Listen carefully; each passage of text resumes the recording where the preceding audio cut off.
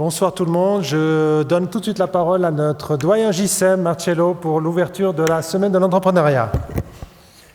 Merci beaucoup, Laurent. Merci beaucoup. Mesdames et messieurs, chères étudiantes, chers étudiants, c'est un énorme plaisir en tant que doyen de la faculté d'économie et management de vous donner la bienvenue à cette 9e édition de la semaine de l'entrepreneuriat. Il s'agit de l'événement le plus important de Suisse durant la semaine mondiale de l'entrepreneuriat, avec cette année 54 sessions qui sont organisées, dont 16 en anglais. L'objectif de cette semaine est double. Tout d'abord, de permettre aux étudiants des hautes écoles genevoises de découvrir les acteurs de l'écosystème entrepreneurial régional. Et deuxièmement, d'offrir à ces étudiants les outils nécessaires afin qu'ils puissent libérer leurs idées, comme le dit si bien l'affiche. Je n'ai pas besoin de convaincre cet auditoire de l'importance de l'entrepreneuriat et de l'esprit entrepreneurial pour le développement économique et l'atout que cette semaine de l'entrepreneuriat à Genève représente pour nos étudiants, mais aussi pour le développement futur du tissu économique genevois. Au nom de ma faculté, j'aimerais remercier les partenaires de l'Université de Genève dans l'organisation de la semaine de l'entrepreneuriat. Il s'agit du DGDRI, la Direction générale du développement économique et de la recherche et de l'innovation du canton de Genève, l'AFER, Fédération des entreprises romandes de Genève, l'OMPI, l'Organisation mondiale de la propriété intellectuelle, ici à Genève, l'UNCTAD, la Conférence des Nations Unies sur le commerce et le développement, aussi basée ici à Genève, la HESSO, la Haute École spécialisée des Suisses occidentales à Genève, et Genilem. Un grand merci également à ceux qui soutiennent la semaine de l'entrepreneuriat, Procter & Gamble, InnoSuisse, Fondetech, Planetes, International Management School Geneva, Crédit Suisse et la Chambre de commerce, industrie et des services de Genève. Il ne me reste qu'à vous souhaiter une magnifique semaine de l'entrepreneuriat où j'espère vous allez libérer vos idées, bonnes ou mauvaises, peu importe. L'esprit entrepreneurial est aussi d'apprendre de ses erreurs pour pouvoir réussir plus tard. Je tiens à développer dans le cadre du curriculum en économie et management un cours sur la beauté de la faillite économique et entrepreneuriale. Je crois qu'on a quelque chose à développer. Il n'y a qu'un doute pour moi que parmi vous, il y a les gagnants du concours de la meilleure idée 2019, que j'espère, comme leurs prédécesseurs, Kukukila, Omar et Taha, pourront réaliser leur projet, comme vous allez pouvoir le voir dans le film qui suit. Je vous souhaite à toutes et à tous une excellente semaine.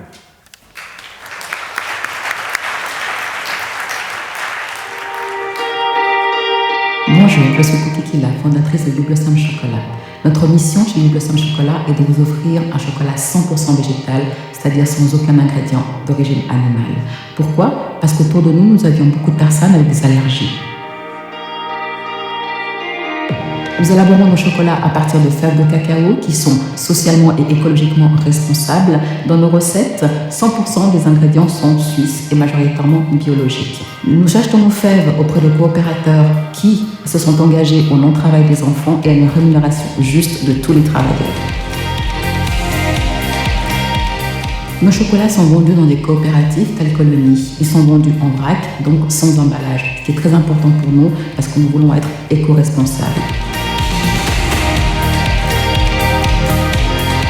You Blossom s'adresse à toute personne qui recherche le côté authentique du cacao, mais qui veut aussi se sentir bien avec lui-même et avec la nature.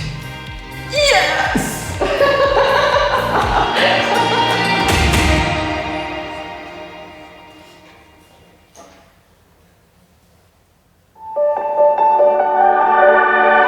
Hi, I'm Omar.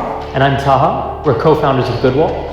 At Goodwall, we're building the next generation community for students and young professionals to connect and discover opportunities from scholarships to jobs. We're on a mission to guide the next generation as it navigates the future of learning and earning, and help them reach their full potential and impact society positively. Our goal has always been to level the playing field for as many people as possible.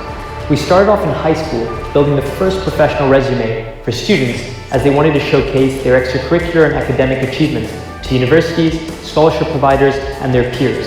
We have since grown with them through their career journey as they're in university and in the young professional space, connecting to internships and first jobs. we've built an incredibly supportive and positive community for our members to connect based on shared interests, such as social impact, entrepreneurship, and technology. Our members pitch ideas, connect, network, get inspiration, and get support. Our community has grown to more than 1 million members around the world. We're a diverse team on 3 continents and backed by leading investors in technology, recruitment, and education.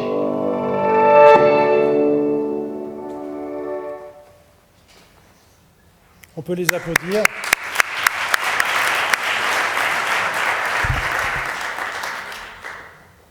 Et je donne sans plus tarder la parole au conseiller d'État Pierre Maudet qui viendra saluer le public et les gens de la semaine au nom des autorités du Conseil d'État. Merci.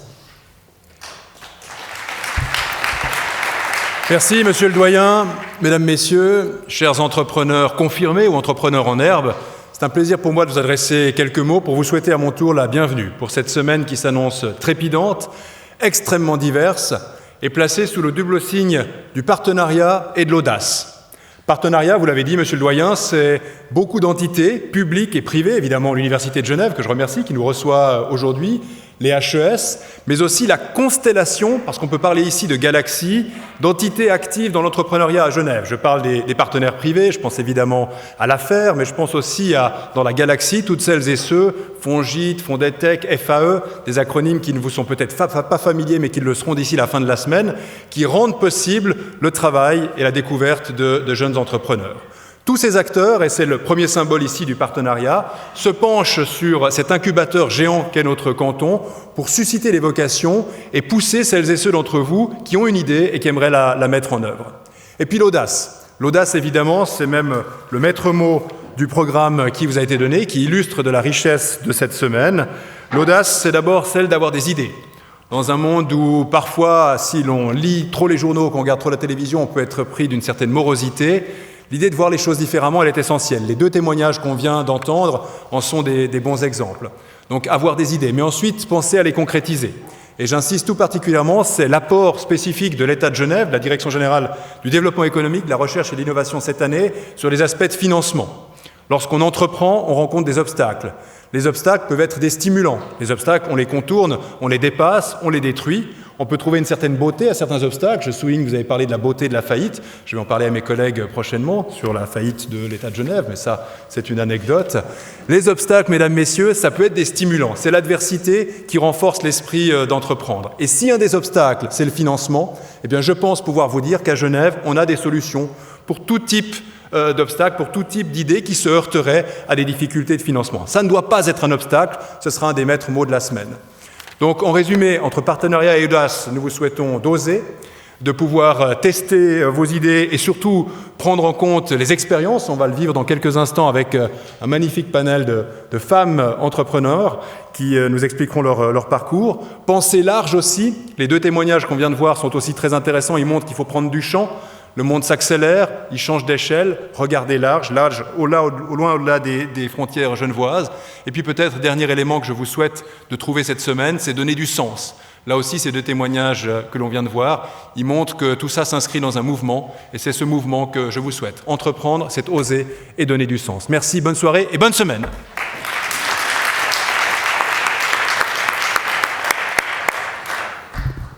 Merci beaucoup, Monsieur le Conseiller d'État. Merci aussi pour votre soutien de la première heure, puisque depuis maintenant 9 ans, on organise cette semaine et on bénéficie du soutien de votre part, aussi de la part de Juliette Surmulet et d'Alexandre Epal, qui sont vraiment des partenaires, je dirais, très fidèles et avec lesquels on peut vraiment compter. Donc, merci beaucoup pour tout cela.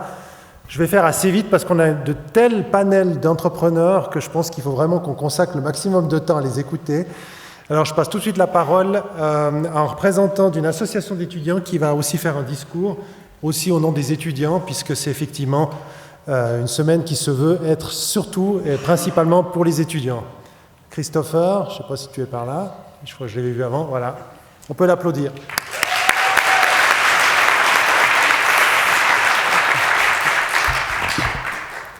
Bonjour. Quand on m'a proposé de tenir un discours pour la conférence d'ouverture de cette semaine de l'entrepreneuriat, j'ai longuement hésité avant d'accepter. Et ce, pour plusieurs raisons. La première, et surtout la plus importante, concernait ma légitimité à être debout ici devant vous. J'ai en effet l'honneur de m'adresser à vous aujourd'hui parmi des personnalités saluées, comme le doyen de la faculté, un conseiller d'État, une championne de monde de ski alpin, 2 fondatrices de start-up, une aventurière et finalement la rédactrice en chef adjointe de bilan. Et me voilà enfin debout devant vous, Christopher Saliba, étudiant du bachelor en économie. J'ai jamais vraiment lancé de start-up, j'ai jamais fait la une du bilan, ma tête elle n'a pas encore été sur le Time Magazine. Vous comprendrez donc sans doute qu'à l'instant où je vous parle, je me demande encore ce que je fais là. Mais finalement, après avoir longuement réfléchi à la question, je me suis dit que cet exercice pouvait me permettre de vous partager ce que signifiait l'entrepreneuriat pour un jeune étudiant de la génération Y. C'est en penchant sur le 4 parcours des personnes évoquées plus tôt que j'ai réalisé que l'entrepreneuriat n'avait pas de définition finie et universelle. Être entrepreneur aujourd'hui, c'est, je crois, la faculté de se lancer dans l'inconnu, prendre ses objectifs en main, composer avec l'incertitude et se mesurer au doute. Mesdames et messieurs, je ne crois pas m'avancer si je vous affirme que vous avez tous le point commun de vous être un jour affrontés au doute d'autrui. Et c'est ce qui définit les personnalités entreprenantes. Ce sont celles qui ont continué à braver les esprits défaitistes, prêts à clamer « je te l'avais bien dit » au moindre faux pas, à la moindre erreur. Nous pourrions appliquer la même logique dans notre choix de poursuivre des études à l'université. Quand nous arrivons en première année, nous sommes confrontés à un système qu'on ne connaît pas forcément. On doit organiser notre horaire, comprendre un nouveau système de notation, faire avec les grands bâtiments. Toute cette nouveauté nous déstabilise, mais c'est surtout le plus important, c'est que c'est quelque chose qu'on fait par choix. Ces décisions, aussi difficiles soient-elles, composent notre parcours et définissent ce que nous sommes au plus profond de nous-mêmes. Il faut bien entendu admettre que tout n'est pas couronné de succès, mais échouer fait partie de cet apprentissage. Et si l'esprit d'entrepreneuriat désigne cette capacité à oser, je pense qu'il comprend également la valorisation de l'échec. Les véritables gagnants ne sont jamais ceux qui vont réussir du premier coup, mais ceux qui échouent et se relèvent de leur défaite. J'ai donc décidé à mon tour d'affronter mes peurs en acceptant de vous parler aujourd'hui, et d'affirmer que j'ai peut-être ma place parmi vous ce soir. Et j'ai bon espoir que la somme de toutes ces petites décisions qui me poussent à me surpasser me conduiront un jour à des parcours aussi entreprenants que les vôtres. Tous les jours, ce sont des milliers de personnes qui se lèvent et prennent une décision qui va changer leur vie, les mettre à l'épreuve et les lancer sur la voie de l'entrepreneuriat telle que je vous l'ai décrite à mon sens. Cette semaine est donc une manière pour vous de célébrer ceux qui réussissent, mais ceux aussi qui, malgré plusieurs échecs, se battent encore pour porter leur projet dans l'inconnu et continuent de se lever chaque matin pour réessayer. J'aimerais conclure ce discours par une citation qui m'a vraiment inspiré dans cette réflexion. Si vous tombez 7 fois, relevez-vous 8. J'espère que les événements de cette semaine seront pour vous une occasion de vous relever une 8e fois. Merci.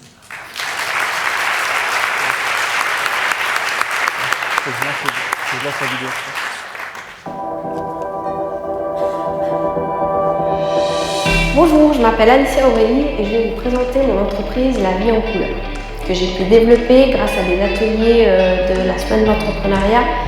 Donc La Vie en Couleur, c'est des ateliers du jeu de peindre et du coaching en développement personnel.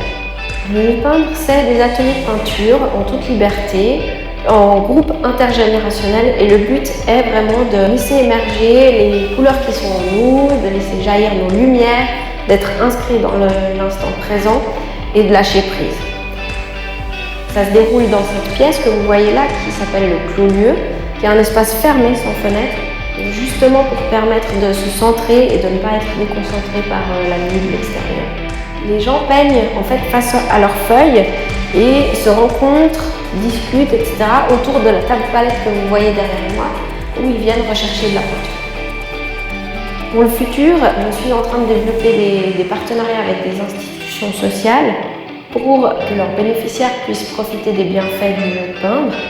J'aimerais aussi développer des partenariats avec des entreprises diverses pour des team building afin de faire une sortie un peu ludique.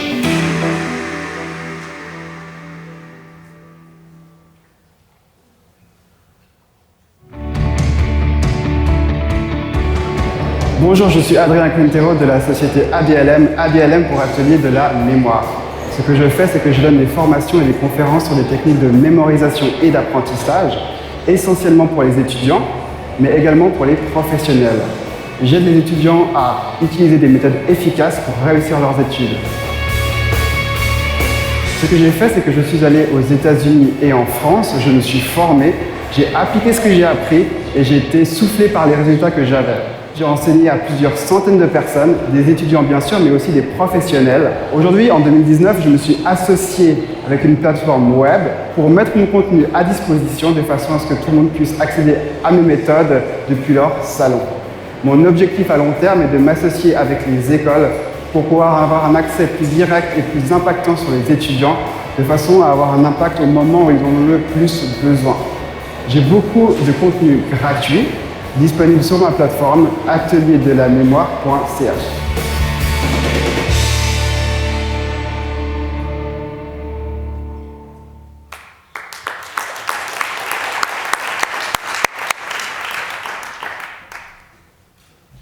Et je donne tout de suite la parole à la modératrice de ce soir, Chantal de Senger, la rédactrice en chef adjointe de Bilan. Voilà. Merci. Alors, donc bonsoir à tous, merci d'être là et d'écouter le récit de 4 femmes d'exception. On va écouter ce soir donc le récit d'une grande sportive, d'une aventurière et de 2 chefs d'entreprise qui, je suis sûre, vont vous inspirer. Elles vont nous raconter leurs hauts, leurs bas, leurs échecs, leurs réussites. J'imagine les craintes qu'elles ont eues durant leur parcours. Et ça, j'imagine, pour nous tous, c'est très inspirant. Donc, notre première invitée, c'est Eugenia Balicheva, qui est la fondatrice de Dot Photon, une spin-off de l'Université de Genève. Alors, je rappelle qu'on est heureux que ça se passe une fois à Genève, parce que normalement, ça sort toujours de l'EPFL. Donc, la start-up a été fondée en 2017. Elle a déjà été primée plusieurs fois pour sa technologie dans le domaine de la compression d'images. Eugenia est aussi une passionnée de photographie et avec sa technologie, elle ambitionne de changer le quotidien de l'industrie médicale, aéronautique et pourquoi pas aussi automobile. Donc ça, c'est notre première invitée. Notre deuxième invitée est Séverine Poncombe, une grande sportive dont la passion est de courir sur les sommets, de sauter de caillou en caillou, de jouer avec la neige et de danser sur les skis. La sportive ne compte plus les médailles, on en a tellement, on va essayer de résumer un tout petit peu. Mais elle a été 7 fois championne de Suisse de ski alpinisme, 2 fois championne du monde de ski alpinisme, triple médaillée au championnat du monde 2015, quadruple vainqueur de la patrouille des glaciers, et ça c'est pas rien. Et elle est également une grande adepte de trail, de VTT, de marche et de télémarque. Notre troisième invitée est Barbara Lax, fondatrice des crèches Little Greenhouse. Donc il faut rappeler qu'avant de se lancer dans cette aventure, Barbara a travaillé 12 ans comme ingénieure chez Caterpillar. Et un jour, alors qu'elle était tout juste maman, d'ailleurs sa fille est là aujourd'hui, elle s'est dit j'en ai un peu ras-le-bol de ce job-là, je veux me lancer comme entrepreneur. Et puis elle s'est décidée, je vais me lancer dans les crèches, proche de la nature, multilinguiste, on va dire avec plusieurs langues, et vraiment, on va dire, basée sur le bien-être des enfants. Et maintenant, elle compte 4 sites. Elle a de la place pour 340 enfants, de 3 mois à 6 ans. Et puis, on rappelle que Barbara a reçu le prix Veuve Clicquot Businesswoman Award en 2007, qui récompense la femme d'affaires suisse, la meilleure femme d'affaires suisse de l'année, en fait. Notre 4e intervenante n'est autre que Sarah Marquis, on va dire la star de l'aventure en Suisse. Elle est National Geographic Explorer, ça, elle y compte. Depuis plus de 25 ans, elle se dépasse constamment en bravant les tempêtes de sable, la grêle, le vent, le froid, les coulées de boue, la jungle, l'altitude pour vivre sa passion, son métier, sa vie faite des plus belles expéditions au monde.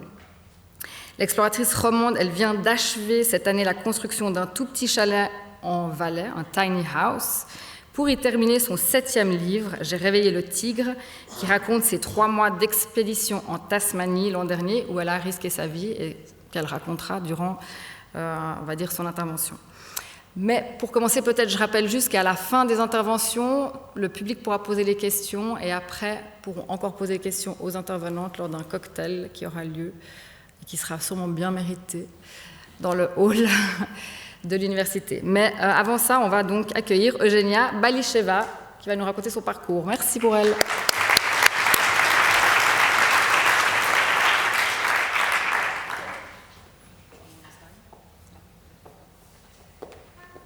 Bonsoir. Voilà, ça c'est moi. Bonsoir. Donc, je m'appelle Eugenia et je suis CEO d'une entreprise qui s'appelle Dot Photon. Est-ce que vous m'entendez sans le micro ou pas? Non, d'accord, je reste ici. Donc, le Dot Photon, comme on s'était dit, c'est un spin-off genevois. Merci. Ça va? Ouais. Et donc, aujourd'hui, j'ai une petite confiance à faire. En fait, ça fait déjà 2 ans que j'adore les lundis. Ça fait déjà 2 ans que j'aime bien mon réveil le matin. Ça fait déjà 2 ans que j'adore aller au travail chaque matin, et je n'exagère pas. Et tout ça dû au fait que je travaille pour une société, une petite société suisse, qui a un potentiel de changer le status quo pour des milliers de gens dans le monde entier.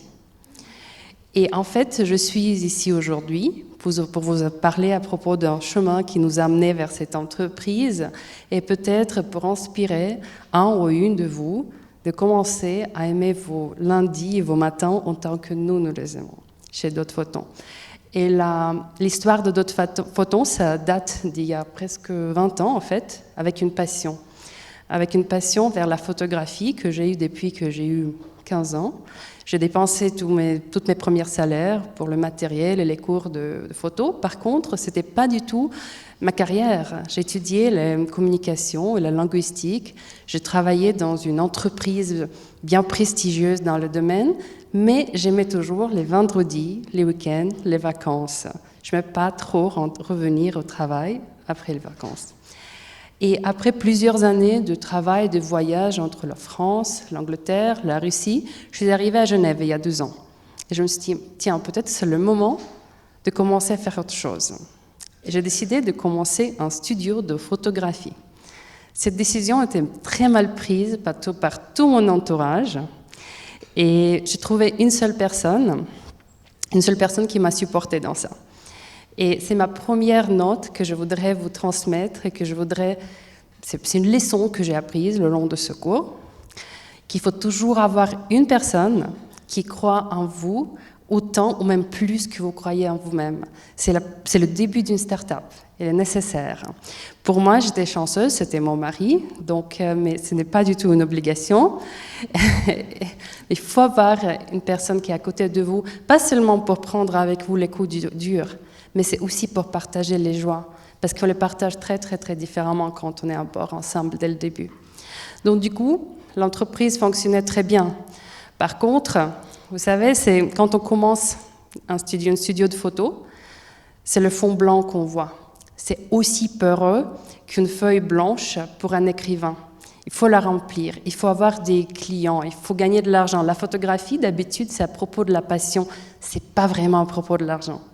Donc, comment est-ce que je fais? En fait, j'ai commencé à penser, est-ce que je sais faire quelque chose que les autres photographes ne savent pas? Moi, j'avais beaucoup d'expertise en communication, et c'est ce que je fais. Je savais analyser le marché, comprendre ce qui est bien, ce qui est présent, pas présent, etc. Donc, cette expertise m'a bien aidée. Et on n'a pas dû fermer le studio une année après. Donc ça, c'est la leçon numéro 2. L'expertise, parfois on a peur de commencer une start-up parce qu'on n'a pas fait un MBA, parce qu'on n'était avant pas le dirigeant d'entreprise. Par contre, il y a une très très grande probabilité, si vous avez une passion, si vous connaissez votre domaine, que votre expertise sera si unique, que vous serez le meilleur dirigeant que les gens avec le MBA. Le studio marchait trop bien, en fait. 3 ans après, on a déjà commencé à avoir d'autres photographes qui travaillaient pour nous. On a fait beaucoup de campagnes politiques, on a fait beaucoup de campagnes électorales, on a fait beaucoup de campagnes publicitaires ici en Suisse et à l'étranger.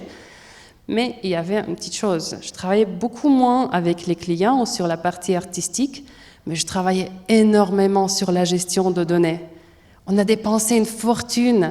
Et je pense, vous savez que le mieux, d'habitude, la qualité de votre photo, le fichier il sera de plus en plus grand. Donc, pour les photographes, on parle d'un fichier qui est plus grand que 100 mégabytes. Donc, un fichier. Et nous, on en avait des millions. Du coup, de nouveau, je suis venue là, chez mon mari, de nouveau, parce qu'il était chercheur à l'Université de Genève, dans le département de physique. Et les physiciens sont connus par aimer des choses de IT, des choses qui ne m'intéressaient pas trop. Donc, on a regardé tout ce marché, c'est juste une petite sélection. On n'a pas trouvé une solution parfaite. Du coup, Bruno, il se dit, d'accord, peut-être on peut trouver une autre approche. Peut-être on ne doit pas créer un autre disque dur. Peut-être on peut trouver une solution différente, vraiment en étant libre dans les expériments. Il a trouvé en fait cette solution qui était absolument universelle et qui permettait aux photographes de réduire la taille des images jusqu'à 10 fois sans perdre la qualité. C'est-à-dire, d'accord, on a besoin de disques durs, mais on ne doit pas en racheter. C'est beaucoup plus facile et rapide à transférer. Ça ne perd pas la qualité. On peut faire toute la magie de Photoshop nécessaire avec ces fichiers. Donc, c'était magnifique. Et par contre, c'est le problème. On nous pose souvent cette question. Mais pourquoi vous ? Pourquoi vous avez résolu ce problème que les autres gens essayaient de résoudre depuis 25 ans ? Et en fait, ça, c'est aussi grand pour vous donner l'ampleur. Je pense que vous voyagez tous beaucoup. Et chaque fois, on vient et il y a les prises différentes. Et c'est super embêtant, oui, d'avoir les adaptateurs. Pour les photographes, c'est la même chose. Pour les gens dans l'imagerie partout, c'est la même chose avec les fichiers. Imaginez-vous qu'on vous propose, regardez là, il y a une prise qui va avec toutes les autres prises dans le monde entier et qui va vous économiser 10 fois plus d'énergie. Je pense que c'est pas mal. Donc, du coup, nous avons pensé aussi. Et la leçon qu'on a appris, qu'on n'est jamais trop petit pour trouver une solution vraiment globale, universelle, qu'il y a vraiment de meilleurs gens qui essaient de casser leur tête là-dessus. Et c'est à ce moment-là qu'on se dit que Dot Photon, il faut fermer le studio de la photographie, il faut se lancer dans cette nouvelle aventure qui s'appelle Dot Photon, déjà 2 cette fois. De nouveau, il n'y avait pas beaucoup de support autour dans l'entourage quand il y a 2 bonnes carrières déjà de la famille qui étaient mises là-dessus. Par contre, on était trop curieux de voir ce que ça peut donner. Et en fait, on a découvert une chose remarquable, que le problème de photographe, oui, il était important, mais qu'il y a un énorme problème dans le biomédical, dans l'aérospatial, dans l'automotive, dans le IT, dans plein d'industries. Et pour ces industries, notre solution, il fonctionnait aussi bien que pour les photographes. Donc le potentiel était vraiment énorme. Et c'est la 4e leçon qu'on a appris. Que cette curiosité nous a aidé à gagner contre la peur, parce que ça faisait très peur d'abandonner tout. Avec 2 enfants, de commencer un start-up, c'est pas évident. Mais la curiosité a gagné. Et Dot Photon, donc aujourd'hui, nous avons plusieurs produits dans le marché. On a lancé notre produit pour les photographes cette année. Et il y a vraiment les meilleurs, la crème de la crème du monde photographique qui achètent et utilisent ce produit. Ils font leur publicité, etc. Donc, ça change cette industrie, mais ce n'est pas du tout là où on focalise aujourd'hui. Parce que les images créent beaucoup de problèmes pour l'immunité. C'est les problèmes d'argent. Par exemple, ici en Suisse, quand même, on investit pas mal dans les systèmes de santé. Et quand même, les hôpitaux, ils ne peuvent toujours pas se permettre de digitaliser, par exemple, tous les slides dans la pathologie, c'est la recherche de cancer. Et pourquoi c'est nécessaire et pourquoi c'est utile ? On sait tous que l'intelligence artificielle, elle vraiment aide aux docteurs d'identifier les rares cas de cancer beaucoup plus vite. Mais ce n'est pas possible de le faire si les slides ils sont toujours dans le frigo. Donc il faut les digitaliser, il faut appliquer ces algorithmes, il faut avancer. Par contre, pour l'instant, même en Suisse, c'est trop cher, je ne parle pas des autres pays déjà. Donc avec la compression de Dot Photon, c'est possible. C'est faisable, c'est beaucoup plus démocratique. Puis, c'est la question de puissance. Les voitures autonomes ont 26 capteurs d'images par voiture. Ils produisent autour de 4 pétabytes d'images par année. Et pour processer ces images, même de façon journalière, ils vont dépenser autant d'énergie que pour conduire. Donc, c'est aussi la question de l'imagerie qu'on peut résoudre avec la solution de Dot Photon. Et l'imagerie aérospatiale, c'est déjà énorme, mais ils ont la nouvelle frontière qui s'appelle l'imagerie hyperspectrale, qui nous permettra vraiment de changer le domaine de l'observation de la Terre. Par contre, les fichiers seront 100 fois plus grands, c'est-à-dire qu'il y a maintenant un satellite avec un capteur hyperspectral, mais il envoie carrément très peu de données, en fait, parce que c'est vraiment trop, c'est 100 fois plus. Et donc, Dot Photon, on était opérationnel depuis octobre de l'année passée, donc on est en fait assez jeune. Et depuis une année, il y a plus qu'1 million de francs suisses qui étaient investis dans les recherches de validation que ça peut fonctionner effectivement pour ces domaines en biologie, en aérospatial, en automatique. Donc le spoiler, ça fonctionne super bien. Tout le monde est très très content, et pas seulement en Suisse, mais aussi à l'étranger. Donc par exemple l'Agence spatiale européenne ou University of Glasgow, qui sont les leaders mondiaux dans l'imagerie, ils ont approuvé cette solution et intéressés à l'intégrer. Et donc, mais le mot le plus populaire chez Dot Photon, c'est ni la compression, ni la photo, ni l'imagerie. Le mot le plus populaire, qu'on entend le plus souvent, c'est un pronom, c'est le mot « nous ». Parce que pour moi, c'est très difficile de faire une présentation aujourd'hui parce que je dois parler à propos de moi-même. Mais moi, je préfère toujours parler à propos de cette équipe merveilleuse qui a une expérience, surtout, on a 2 personnes, donc notre partie scientifique, c'est l'Université de Genève. On a une équipe R&D grâce au projet InnoSuisse, ici à EPI à Genève, donc, qui travaille sur ce projet pour nous, qui valide la technologie pour la microscopie, pour les recherches de maladies de Alzheimer, pour les recherches de cancer, etc. Donc, ça, quand même, on n'aurait pas pu faire tout seul. Il y a un énorme support, il y a un magnifique écosystème en Suisse pour les startups pour commencer.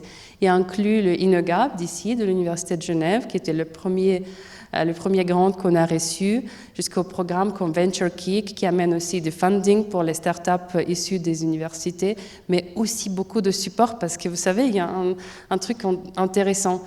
Disons, si on décide de commencer un startup le lundi, dimanche, on va au lit, on est, je sais pas, un physicien, un photographe, un biologue, quoi que ce soit. Le matin, on se réveille, on va au travail, on est CEO, on doit savoir tout. On doit savoir comment gérer le business, on doit savoir quel est le business model, on doit savoir les cash flows, quelque chose qui n'est pas très évident. Donc du coup, il y a ces programmes qui aident à se mettre en route et comprendre tout ce monde très compliqué, mais vraiment fascinant des startups. Et en Suisse, on est très chanceux et il faut les utiliser. Donc, Dot Photon, il a une vision très grande. Et il y a 44 milliards de capteurs d'images l'année prochaine dans le monde entier. Il n'y a que 7 milliards de personnes pour regarder les images. Même si nous tous, nous allons nous mettre à regarder les images, ça ne va pas aider. Donc, c'est-à-dire, on s'approche à la nouvelle ère, à l'ère quand il y a beaucoup plus d'ordinateurs et de machines qui regardent sur les images plutôt que les gens. Et nous, notre solution, c'est la première qui est une, pas seulement pour les gens, pour l'œil humain, mais pour la vision des machines.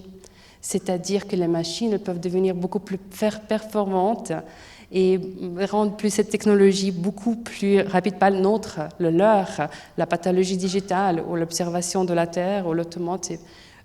Ça amène vraiment le futur dans la réalité. En fait, quand on dit ça, parfois les gens disent « mais vous êtes fous ». C'est un très très grand challenge.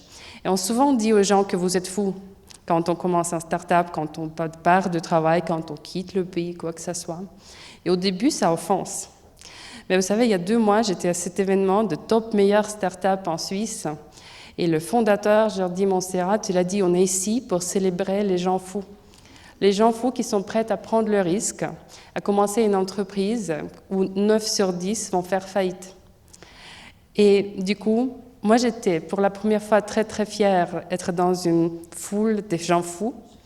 C'était une foule absolument exceptionnelle, des gens qui vraiment essayent de changer le status quo dans leur domaine. Et j'étais aussi très très fière de voir Dot Photon dans cette liste entre les 50 meilleurs. Et l'année passée, on était le plus jeune start-up dans la liste.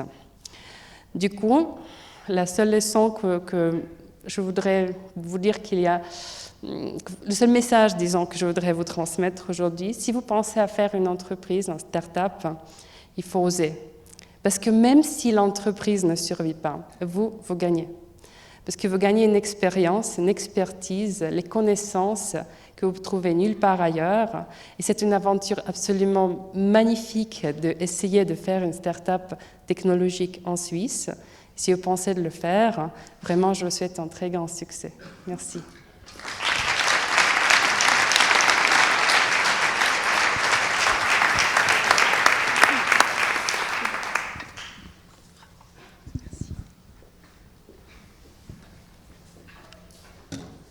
Alors, 10, 20, oups.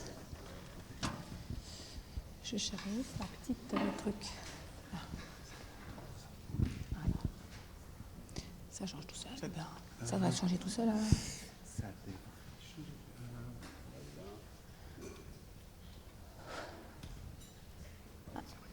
Ah, bon, ça. Ça marche comme ça. Oui. Voilà. Ouais. Sur le gros, hein, c'est sûr. Ouais. Voilà. Alors, bonjour à tous. Ça me fait plaisir d'être ici parmi vous en tant que conférencière. Donc, pour ma part, je vais parler d'une passion qui m'habite. Donc, dans ce titre, c'est la gestion d'un projet, facteur humain décisif.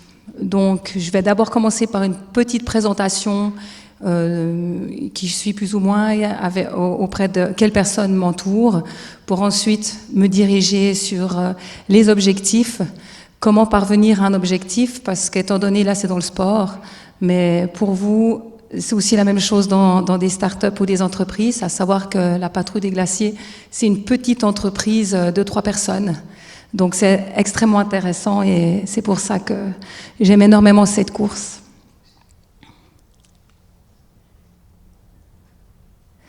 Donc pour la présentation principale, parce que beaucoup de personnes me disent « mais comment tu fais, comment c'est possible de parvenir à garder ce niveau ou à être à 40 ans toujours avec passion ?» Donc j'ai ma petite équipe qui est toujours là, donc Lily qui a 9 ans et Mila qui a 6 ans, ainsi que mon mari qui est mon entraîneur. Donc ça fonctionne bien comme ça, c'est un beau projet de famille et pour nous c'est surtout ce qui compte, et puis que les filles soient intégrées et puis qu'elles nous accompagnent, et c'est extrêmement important pour nous. Comme je le disais, donc, je suis entourée, bien entendu, comme soit dans des startups, comme on l'a entendu tout à l'heure, soit d'un point de vue sportif, dans ce cas-là, par mon mari, Nicolas Combe, qui est entraîneur de sport d'endurance et Suisse olympique. On ne s'est pas du tout rencontrés par le sport, on s'est rencontrés dans l'Himalaya, mais il se trouve qu'on partage la même passion, donc c'est génial, ça fait 18 ans qu'il m'entraîne, et ça devient de plus en plus facile, donc c'est bien, je pense qu'on s'adoucit tous les deux, je pense que c'est bien. On aime bien aussi partager vraiment des courses et des moments intenses ensemble. Donc, qu'est-ce que le sport, quand même, pour moi? Donc, ça m'habite, je suis habitée par cette passion depuis que j'ai 4 ans, 5 ans, voire un peu plus ici, par la course à pied, j'ai commencé, puis ensuite par d'autres sports, j'abrège un peu, et puis, donc, c'est une telle passion que, avec mon mari, on est arrivé gentiment à la passion du ski alpinisme. Je viendrai un peu sur ce sport tout à l'heure, parce que peut-être tout le monde ne le connaît pas. Donc là, c'était au championnat du monde à Verbier. C'est une passion qui m'est vraiment propre, étant donné que dès l'âge de 5 ans, j'ai voulu faire prof de sport, ici à Genève, aux études à Champel. Et ça m'a jamais quittée. Je me suis dit, je ferai professeur de sport. Et ça me plaît énormément parce que je peux transmettre des valeurs. Certes, certaines valeurs du sport peuvent être pas spécialement belles, mais ces valeurs véhiculent énormément de magnifiques choses également si elles sont bien apportées. Et avec les élèves, c'est très puissant. Ici, c'était à Sierre, étant donné que j'habite maintenant, après être née à Genève, j'habite à Crans-Montana. C'était d'abord un grand plaisir. Pour moi, on ne peut pas faire des choses sans plaisir, donc c'est pour moi important de le notifier. Toujours ici un partage à la Pierre Amenta avec 3000 personnes en haut, après 10 000 mètres dénivelé positif. Un grand plaisir de pouvoir voir cette foule ou de partager des moments très forts avec nos coéquipiers. À savoir que le ski alpinisme, puisque là je parle principalement de ski alpinisme, est un sport d'équipe. Et puis que c'est important qu'il continue à être d'équipe. Il y a des coupes du monde qui tendent à être individuelles, mais c'est des sports qui se pratiquent à 2, qui se pratiquent à 3, comme la Patrouille des Glaciers, la Mezzalama en Italie, il y a des championnats du monde aussi qui sont par équipe. Et c'est ce qui en fait la beauté, c'est l'esprit d'équipe, l'esprit de cordée. Donc ici, c'est la Pierre Amenta. Je ne sais pas si des gens l'ont faite, si des gens la connaissent, mais c'est un peu le monstre du ski alpinisme. Ici, il y a à peu près 80 conversions. Et c'est 4 jours de course avec 10 000 mètres de dénivelé, avec des belles arêtes, le Mont Blanc magnifique au fond.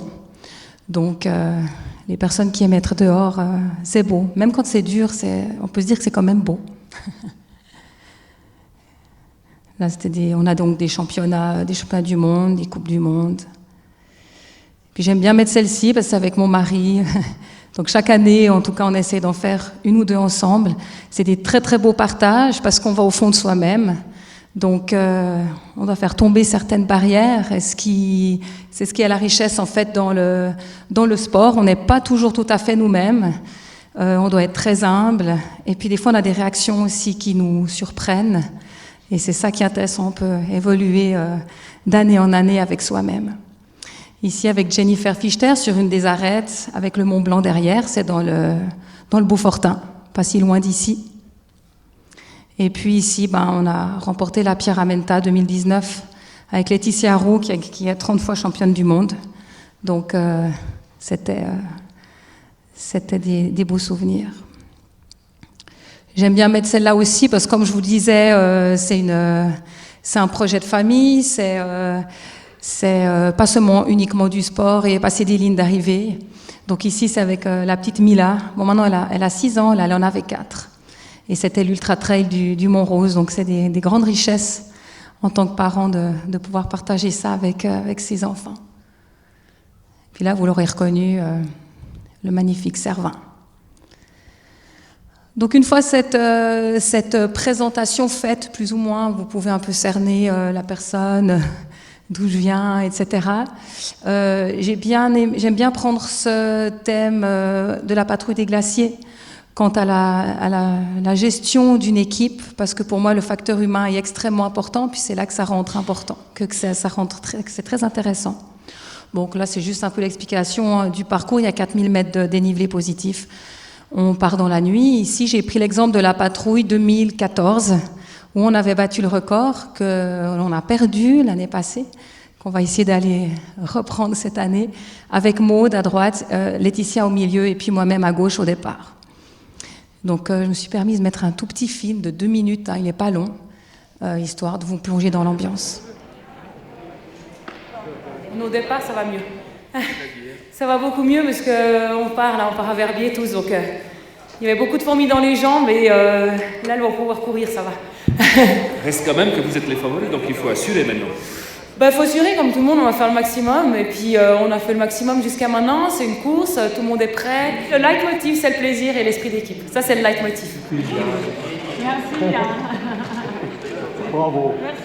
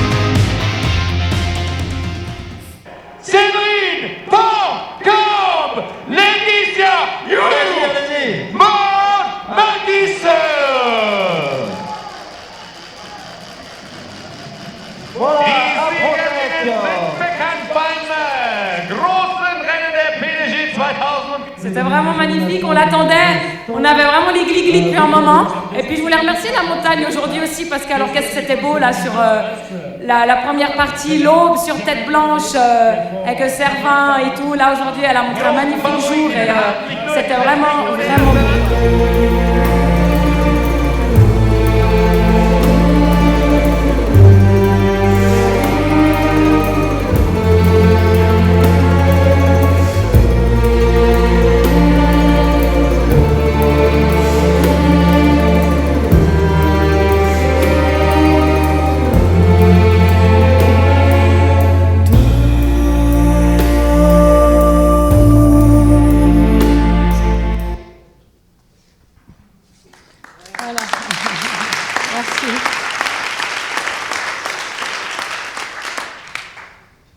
c'est toujours des magnifiques souvenirs, des magnifiques moments. Et puis sur ces photos, justement, on va parler un peu de l'esprit d'équipe, le facteur humain.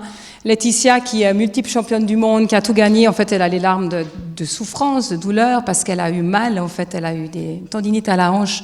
Puis elle nous avait dit, mais si on n'avait pas tout préparé ça auparavant ensemble, si on n'avait pas tout vécu tous ces moments ensemble avant, j'aurais abandonné, mais pour l'équipe, j'ai continué. Donc c'est un beau message.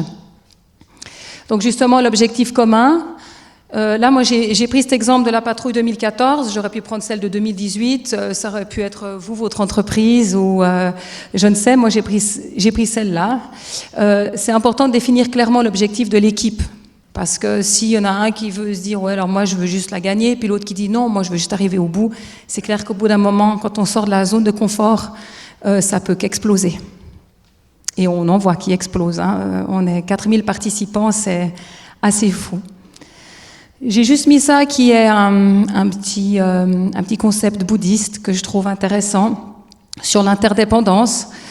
C'est un concept bouddhiste pour décrire le fait que tous les éléments de la nature sont en interaction et dépendent les uns des autres pour exister.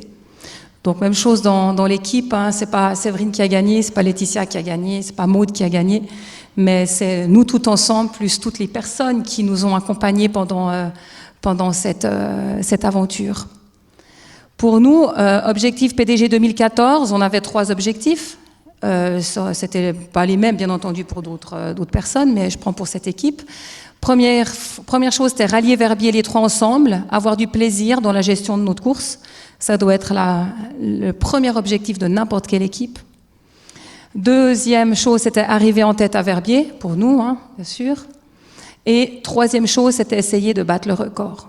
Voilà, donc là, nos objectifs, on était 3 personnes, puis les 3 objectifs étaient clairs pour les 3 personnes. C'est pas pendant la course qu'on peut discuter de l'objectif, c'est beaucoup, beaucoup trop tard. Alors comment est-ce qu'on va mettre ça en vigueur? Séverine, Laetitia et Maude, 1 + 1 + 1 = 1. Donc en fait, c'est-à-dire qu'on est 3 personnes, on est 3 personnes différentes, on pense différemment, on a 3 caractères différents.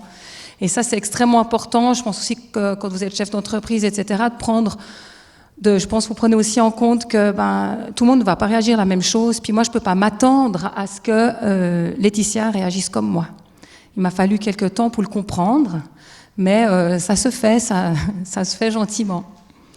Donc comment est-ce qu'on va faire pour ça? Donc on va beaucoup travailler l'esprit d'équipe, on va beaucoup être ensemble, on va beaucoup s'écouter, on va beaucoup partager, pour ensuite justement pour que ça puisse nous amener à créer une échelle pour aller vers la clé du succès.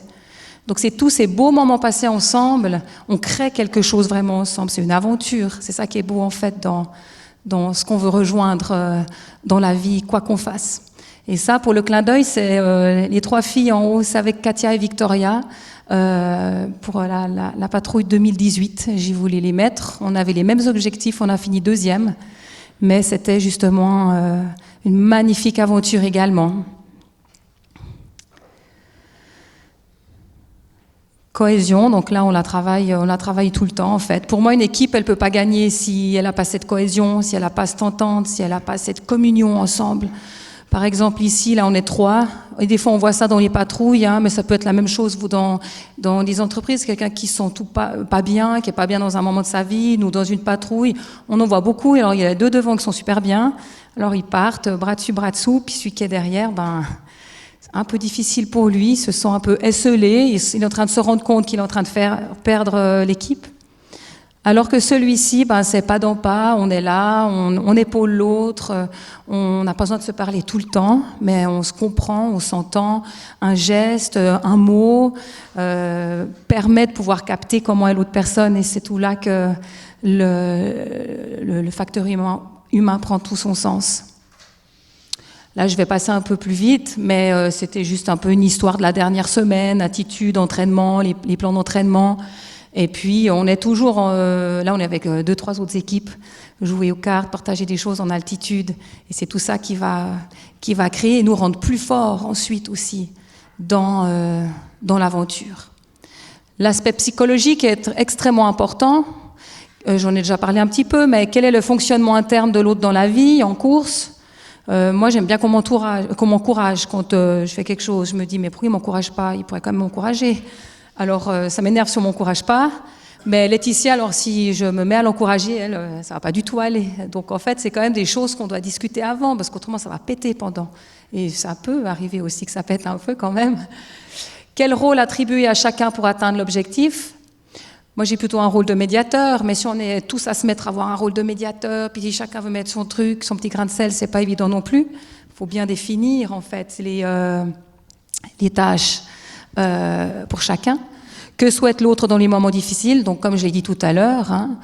Et puis, en s'ouvrant, en discutant, en écoutant, on développe la confiance. Et puis, la confiance, en fait, elle est extrêmement importante, qu'elle soit personnelle ou qu'elle soit dans pour l'élaboration d'un projet commun.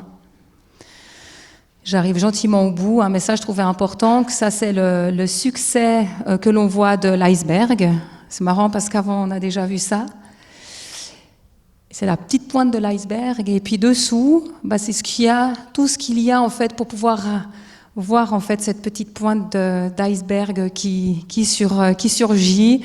Donc oui, on va tomber, oui, il va falloir se relever, il va falloir être persévérant, faire certains sacrifices. Pour ma part, je ne l'utilise pas comme sacrifice ce terme parce que j'ai toujours aimé ce que je fais, mais ça peut être pour certaines personnes. De la déception, faut pas se leurrer, hein, il y a de la déception, il faut avoir de la discipline, travailler dur. Et ça, c'est tout ce qu'un peu des fois les gens ne voient pas et puis ce qu'il y a dessous. Et c'est vrai que c'est en tombant quand même souvent qu'on se relève et que ça apporte d'autant plus de force à ce qu'on a vécu. Et juste une petite phrase, c'est méditatif, vous pouvez le méditer encore ce soir si vous voulez. Le perdant est celui qui sait ce qu'il va faire s'il gagne et qui le dit. Et le gagnant est celui qui sait ce qu'il va faire s'il perd et ne le dit pas. Machiavel. Vous pouvez en reparler après si vous voulez, quand vous aurez l'esprit bien vif. Voilà. Puis moi j'aime bien mettre celle-là justement parce qu'on a fini deuxième, c'était magnifique. On avait tout fait pour que le facteur humain était là, on avait tout bien travaillé ensemble. Les autres ont gagné, mais c'était une magnifique aventure ensemble. On a partagé des choses très très fortes, c'était l'année passée. On a fini 12 minutes derrière elle, mais c'était magnifique. Là, j'ai juste parlé en gros, mais je crois que d'autres personnes en parleront après, de la visualisation et de la préparation mentale, extrêmement important pour se focaliser aussi sur ce qui arrive. Nous, on a encore tout ça pour consolider le team, c'est des discussions et des discussions le soir dans les chambres, comment est-ce qu'on va mettre la corde, qu'est-ce qu'on prend comme ravitaillement. Puis voilà, le jour J, avec les émotions toujours bien présentes. Et moi, je maintiens que nous, on a eu nos 3 objectifs pile dans le mille, mais il y en a plein qui n'ont pas eu cet objectif dans le mille et puis qui ont les mêmes émotions. Puis peut-être la dernière équipe, elle a les mêmes émotions que nous.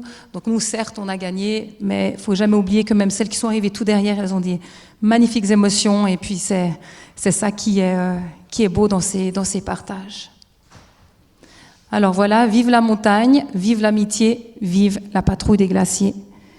Et pour vous, j'ai envie de dire, ayez confiance et osez. Merci pour votre attention.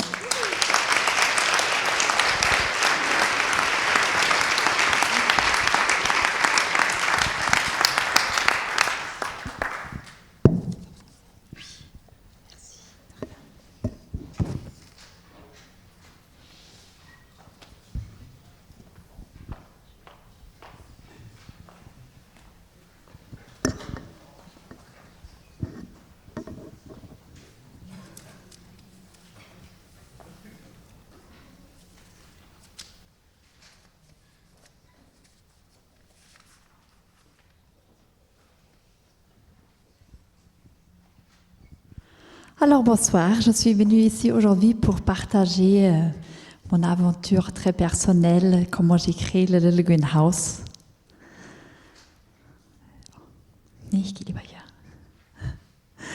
En 2001, j'ai joint Caterpillar. Après 2 ans, j'ai mené un projet de stratégie passionnant Comment entrer dans le marché des énergies renouvelables? Ensuite, le PDG a changé et le projet a été mis de côté. Après, j'ai mené un projet comment créer un centre de services partagés en Europe de l'Est. C'était un projet très intéressant, passionnant. Après, le directeur général a changé et le projet a été mis de côté. Et après, avec chaque projet où j'ai mis toute mon énergie qui a été mise de côté, ma frustration est devenue plus grande. J'avais déjà plus que 30 ans et je savais que le temps était venu pour moi d'aller en avant. Et pourtant, je suis restée année après année et réorganisation après réorganisation. Ma vie était confortable. J'avais des gentils collègues. Ceci est censé être un gentil collègue qui m'amène du café à mon bureau. Une assurance maladie attrayante, un excellent plan de retraite et suffisamment d'argent pour acheter ces paires de bottes Dolce & Gabbana magnifiques. J'avais trop peur de renoncer à tout cela pour l'inconnu. Ma voix intérieure était irritante. Est-ce le sens que tu voulais donner à ta vie? Est-ce l'héritage que tu veux laisser? Est-ce que tu utilises ton énergie et tes forces de manière responsable ou est-ce que tu perds ton temps précieux? En 2009, ma fille Greta était née et après 16 semaines de congé maternité, je suis retournée chez Caterpillar à 100%. J'étais pleine d'énergie et motivée d'avoir un impact sur ce monde à travers de mon travail. Je suis arrivée à une organisation nouvellement réorganisée et je savais très vite que je ne pourrais pas atteindre cet objectif dans mon nouveau rôle. Et là, c'était de nouveau ma voix intérieure. J'avais l'impression de perdre mon temps. Pendant ce temps, il s'est passé une conversation avec des amis au barbecue. Après quelques bières, on a fait un petit brainstorming. Qu'est-ce qu'on ferait si on lancerait notre propre entreprise? Et j'ai dit, je lancerai une buvette de bière bavaroise au parc de Bastion. C'est ce qui est vraiment nécessaire, je trouve toujours d'ailleurs aujourd'hui. Ou une crèche écologique multilingue qui soutient des familles modernes à élever les enfants, les citoyens de demain. À ma grande surprise, tout le monde a tout de suite raconté une histoire d'un ami ou un voisin qui n'a pas trouvé une place pour une garde d'enfants et qui a dû donc réduire son temps de travail ou arrêter à travailler ou carrément déménager dans un autre pays. Quand je suis rentrée de ce barbecue, je me sentis électrisée par ce dîner qui venait de naître. Et alors, mon apprentissage numéro 1, va au barbecue, fais d'audacieuse propositions, tu seras surprise des résultats.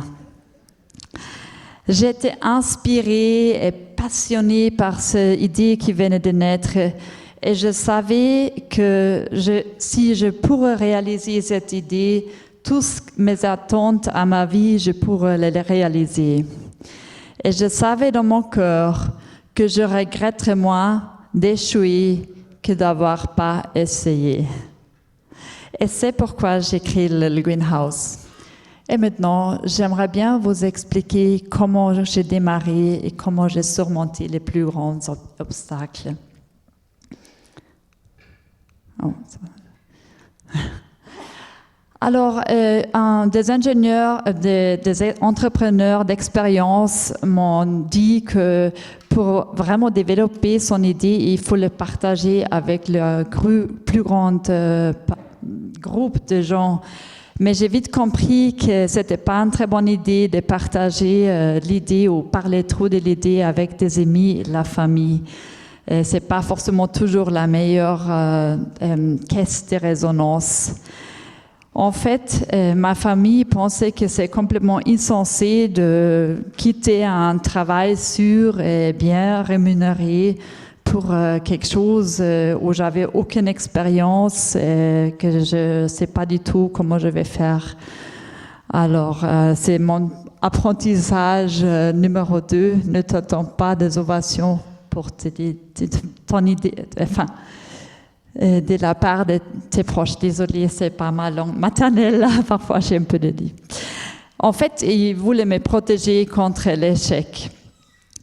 Alors, le premier temps, j'ai commencé à contacter des différents gens comme l'architecte, l'agence immobilière ou encore les banques. C'était vraiment difficile parce que j'avais pas du tout intériorisé ce nouveau rôle d'entrepreneur et je me sentis comme si je jouais des théâtres. Et tout en travaillant à 100% chez Caterpillar, j'ai développé le projet tout le matin, le soir, dans les chambres d'hôtel pendant mes voyages d'affaires. Et je me sentais comme si j'étais dans une vie parallèle, si j'étais pas vraiment moi-même dans l'une ou l'autre des réalités. J'ai aussi commencé à chercher des financements, à voir comment je pourrais financer le start-up. J'avais économisé, mis de côté l'argent pendant le travail chez Caterpillar, mais ça n'était pas suffisant pour lancer tout le démarrage. J'ai alors commencé à voir plusieurs banques et malheureusement, il y avait la majorité des gens qui m'ont dit que c'est pas intéressant. Alors, heureusement, finalement, la banque cantonale m'avait dit qu'ils pourraient peut-être m'aider. Alors, j'ai compté sur eux. Après, je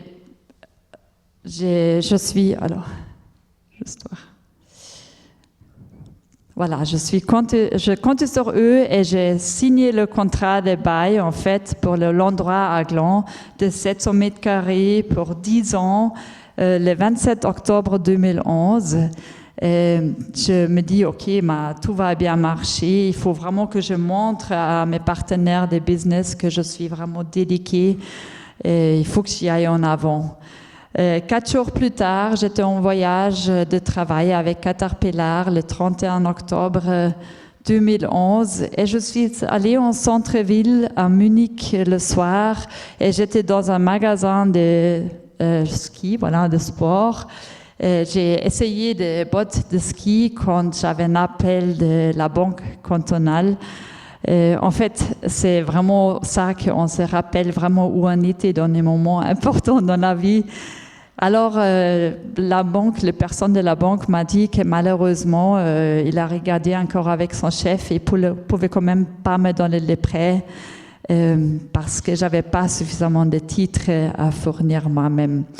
Alors, comme vous pouvez l'imaginer, mon cœur est tombé dans mes chaussures de ski et puis je savais pas trop quoi faire. Je me sentis très seule et très irresponsable. Et je me dis, je peux pas vraiment appeler personne pour parler de ça. Le lendemain, j'ai appelé la banque alternative suisse. C'était la seule banque qui m'avait pas encore dit non. Et heureusement, ils étaient d'accord de m'accorder un prêt à la condition que je mette notre maison en gage. Alors, dans les cas où le prêt ne peut pas être remboursé, on perdrait en fait la maison. Et j'avais pas trop de choix, alors j'ai accepté aussi ça. Mais la pression a continué à monter. Alors voilà, apprentissage numéro 3, Ne signez pas de contrat de location de 10 ans tant que le financement n'est pas finalisé. Pendant ce temps, alors, j'ai aussi commencé à trouver une directrice pédagogique, appelons-la Nathalie. C'était une jeune femme enthousiaste qui partageait les mêmes points de vue sur la famille moderne et l'éducation. Et puis, on a commencé à travailler. Le début, c'était très difficile.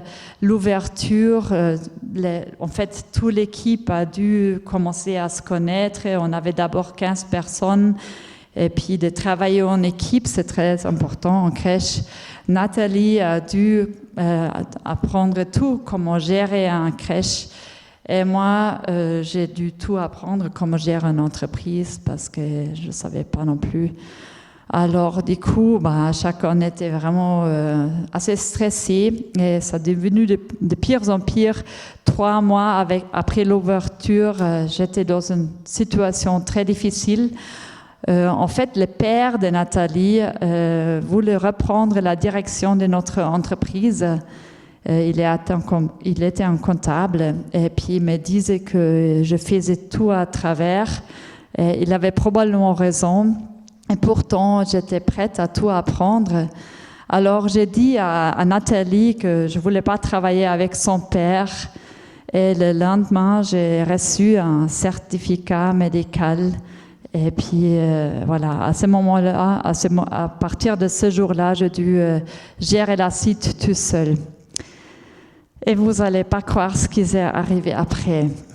En fait, malgré plusieurs demandes formelles, Nathalie ne fournira pas les mots de passe de l'ordinateur qui contenait toutes les informations sur les familles, les effectifs, les horaires. Alors, j'avais peur qu'elle planifie de tout effacer avant de me donner accès, parce qu'elle refusait de me donner le password. J'ai demandé à un ami qui était informaticien de m'aider. Alors, il est venu tout au long de l'Espagne et puis dans une opération digne à l'infiltration d'un service secret, a fait une copie de l'ordinateur, elle a tout remis comme c'était. Et j'ai piraté mon propre ordinateur. Et puis, finalement, j'ai reçu la lettre, la démission de Nathalie avec le mot de passe. Et comme je le soupçonnais, en fait, l'ordinateur était complètement vide. Alors, apprentissage numéro 4, écoute ton intuition et pirate ton propre ordinateur si nécessaire. Et à partir de ce moment, j'ai dû gérer l'entreprise et les crèches tout seul. Et en conséquence, j'ai démissionné des Caterpillar en décembre 2012. Et à ce moment-là, j'ai aussi commencé à développer le deuxième Little Greenhouse sur Morges. Et en fait, en été 2013, les choses sont devenues dramatiquement pires. J'avais plus d'énergie pour gérer l'entreprise et encore l'ouverture. On n'avait pas suffisamment d'inscriptions. J'ai manqué d'argent et j'étais en panique. Je me réveillais chaque nuit à 3 heures avec des crampes d'estomac et j'imaginais comment on devait fermer notre petite entreprise et comment toute l'équipe perdait leur emploi et comment toutes ces familles d'un jour à l'autre n'auraient plus de garde d'enfants. Et je m'imaginais des titres dans les journaux. Femme bavaroise a échoué. L'ingénieur pensait réellement qu'elle pouvait démarrer avec succès une entreprise sociale. L'entrepreneuse ambitieuse perd sa fille, son mari, sa maison et ses Dolce Gabbana boots. Une nuit, c'était si grave que le matin, je ne pouvais plus me lever, je ne pouvais plus bouger.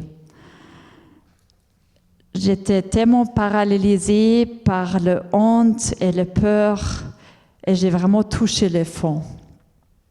Et je savais que je ne pouvais pas continuer tout seul. En fait, rétrospectivement, c'était probablement le moment où il y avait le changement de mon état d'esprit entre je peux tout faire tout seul et j'ai besoin des autres. Alors, j'ai demandé de l'aide. Il y avait mon mari qui voulait partir en voyage de VTT ce jour-là. Et il avait préparé ce voyage pendant longtemps, mais il s'est réchuisé. Et alors, j'ai pris tout mon courage. J'ai dit, écoute, je ne peux plus bouger. Je ne peux plus m'en occuper de moi-même et de Greta, qu'elle avait 3 ans, en fait, à l'époque. J'ai besoin de ton aide. Et puis, il m'a répondu, non, franchement, alors moi, je reste pas ici maintenant. Hein. Je suis, voilà, j'en ai marre de ton stress continu, tu n'as plus de temps pour nous, tu t'es mis dans cette situation tout seul, je te l'ai dit. Et il est parti en voyage de VTT. Alors, ça n'a pas très bien fonctionné, mon premier essai de demander de l'aide. 10 minutes plus tard, il y a Greta qui est venue à mon lit et puis je me dis, bon, je réessaye. Alors j'ai dit, Greta, est-ce que tu pourrais peut-être te préparer tout seul parce que je suis vraiment très fatiguée. Et puis elle était pleine d'énergie pour cette nouvelle responsabilité. Elle a parcouru toutes les tâches le matin que normalement je l'aide à faire tout seule. Elle était toute contente. Elle s'est habillée, elle a préparé sa céréale, brossé les dents. Et puis, c'est devenu encore mieux, en fait. Alors, ça m'a inspiré, cette énergie de Greta. Alors, j'ai arrivé quand même à me lever. J'ai arrivé à nous mettre dans la voiture pour conduire Greta à son crèche, à Little Greenhouse, à Gland. Et je me rappelle encore qu'on s'est arrêté au feu à Signy quand Greta, derrière dans la voiture, a commencé à m'applaudir. Elle a applaudi, elle a dit « Bravo maman, t'es une super conductrice, tu fais ça super bien maman ». Alors je me rendais compte que ma fille de 3 ans découvert son leadership positif et puis... voilà, ça m'a encore plus motivée. Je me dis, ça fonctionne très bien. Je demande encore l'aide ailleurs. J'ai appelé ma maman pour la demander si elle ne pourrait pas venir chercher Greta pour que je puisse m'en occuper de moi-même. Et puis, elle est venue tout au long de l'Allemagne. Elle a cherché Greta. Et puis, elle ne m'a même pas dit, je te l'ai dit. Et chaque jour, elle m'a envoyé des jolies photos de toutes les choses adorables qu'elle organisait pour ma petite fille. Et j'ai vu que Greta était contente et j'étais soulagée. C'est ce qui m'amène à l'apprentissage numéro 5. Demande de l'aide et accepte toute l'aide offerte, en particulier celle de ta maman. L'organisation Genilem m'a aussi été un très grand soutien pendant ce temps et je ne vais jamais oublier ça en tant que coaching, aussi conseil et mise en réseau. Et jusqu'à aujourd'hui, on est en contact étroit avec cette magnifique organisation et cette super équipe.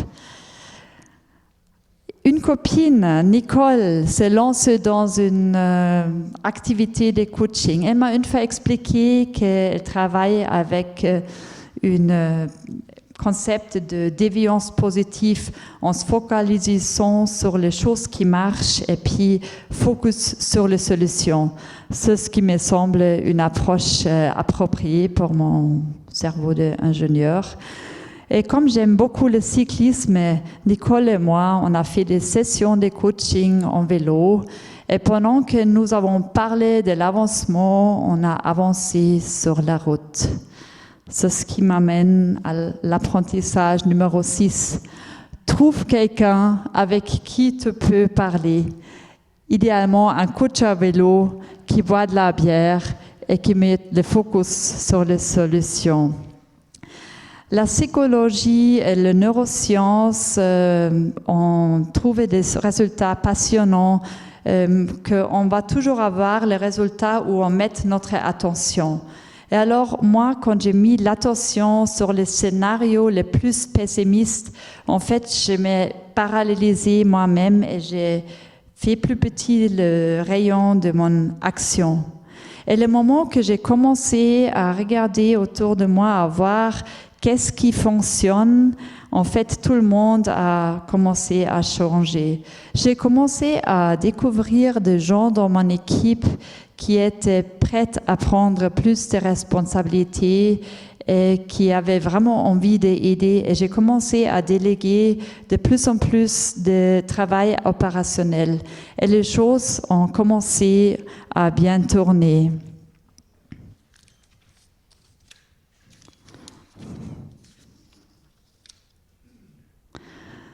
Ce n'est pas le succès qui nous apporte le bonheur, c'est le bonheur qui nous apporte le succès. Lorsque nous sommes positifs, notre cerveau est plus efficace, plus créatif et plus résilient. Le psychologue et Harvard professeur Sean Aker l'appelle le avantage du bonheur. En fait, il a un fantastique TED Talk, alors regardez-le. Lorsque nous nous soutenons les uns les autres, nous pouvons nous influencer de manière positive et ainsi augmenter notre potentiel. Je vous souhaite à tous de trouver les réponses à vos propres questions pressantes et de pouvoir créer des changements positifs, durables, dans votre vie et dans le monde. Et dans cette noble et longue quête, que la force des autres soit avec vous. Je vous remercie.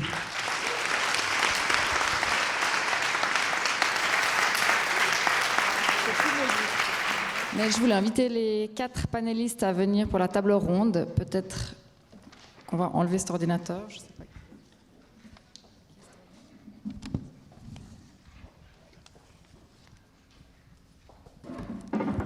Bon, comment vous allez là? Vous partez, mais ça c'est pas cool. Oh là là, les petits loups là, allez retour. En fait, vous avez fait fuir tout le monde, Sarah. Aïe aïe aïe.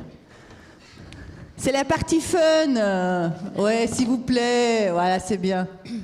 Mais les gens ont soif, ils ont envie d'aller à l'apéro, c'est ça, hein?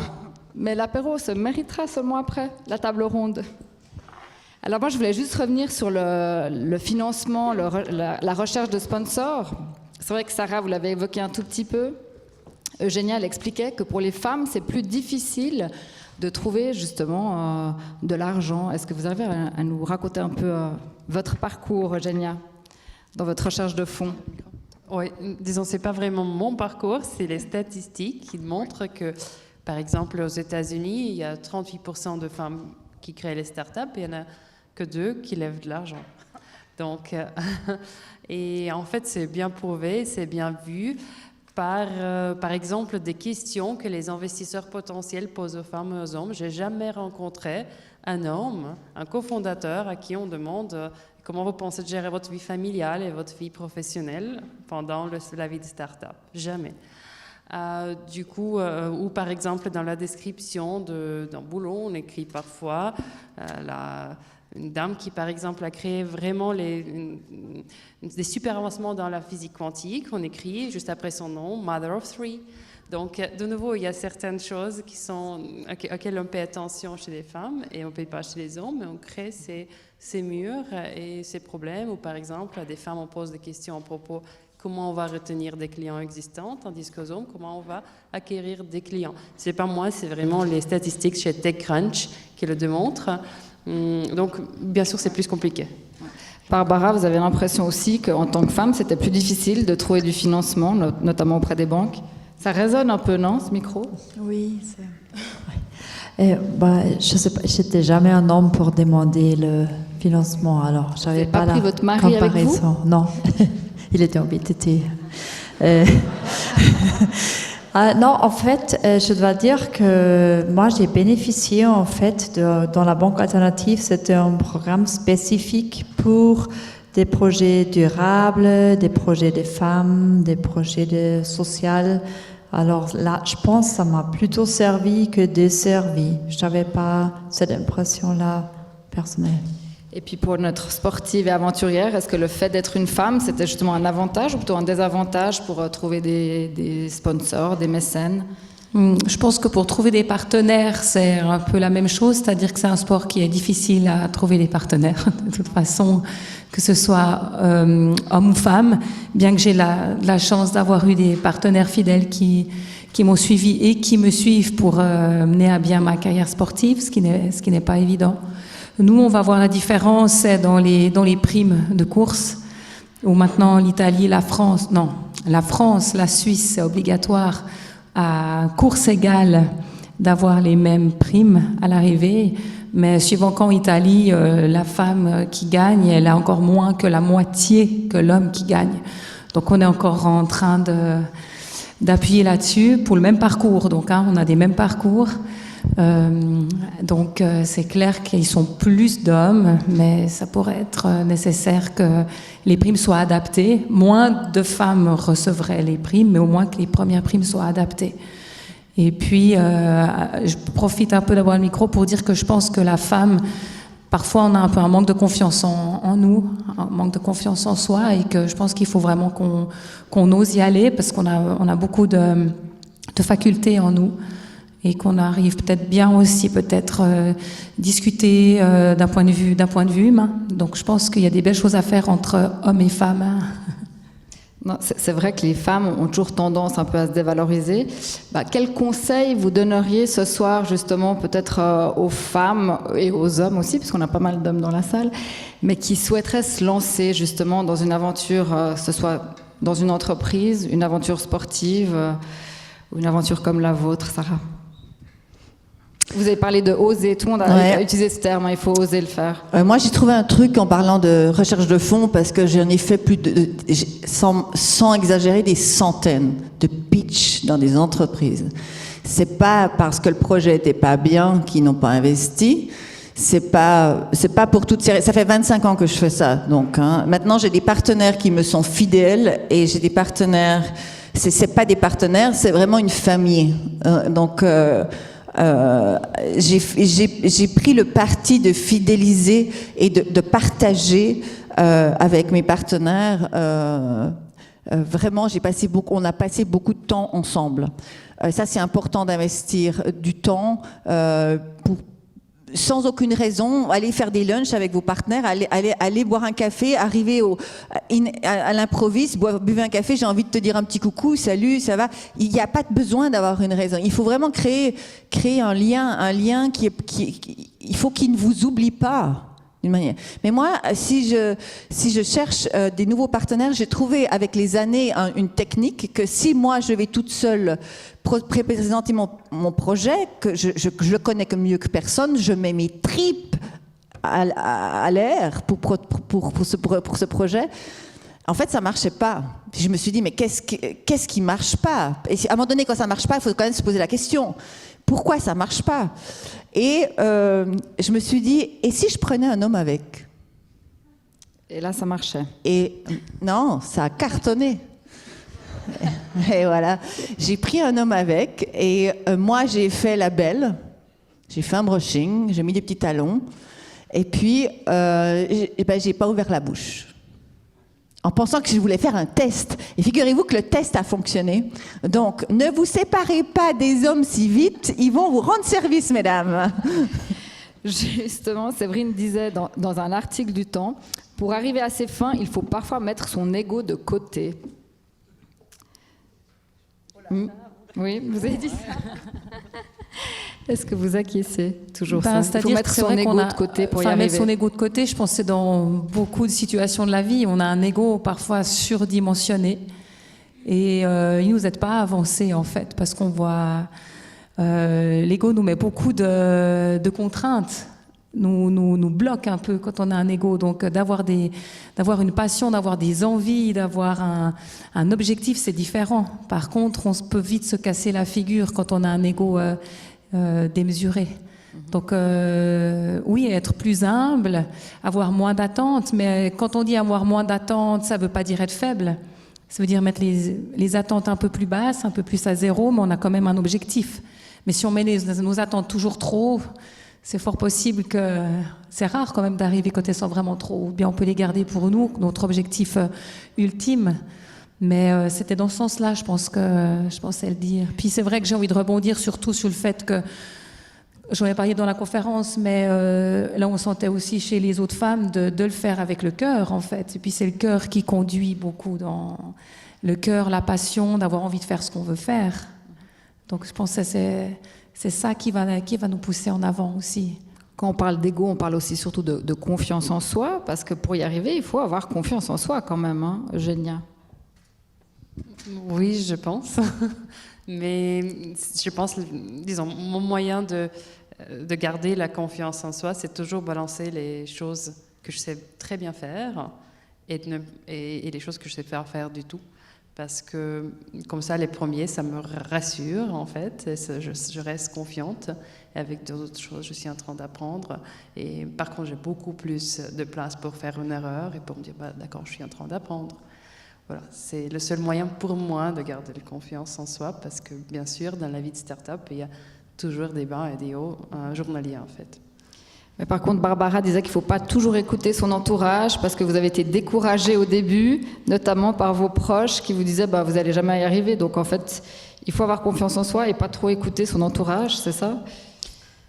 Je pense que c'était plutôt en question de me protéger contre l'échec. C'était leur motivation. Je pense que ce n'était pas avec une mauvaise intention, mais ils avaient très peur. Parce que j'aimais bien ce que tu disais, en fait, c'est quoi l'échec? Et moi, je me disais, je préfère de me casser la figure, me l'avoir essayé. Eux, ils ne le voyaient pas comme ça. Alors, je pense qu'il faut savoir à qui écouter. À un moment donné, on le sent aussi ce qu'on veut.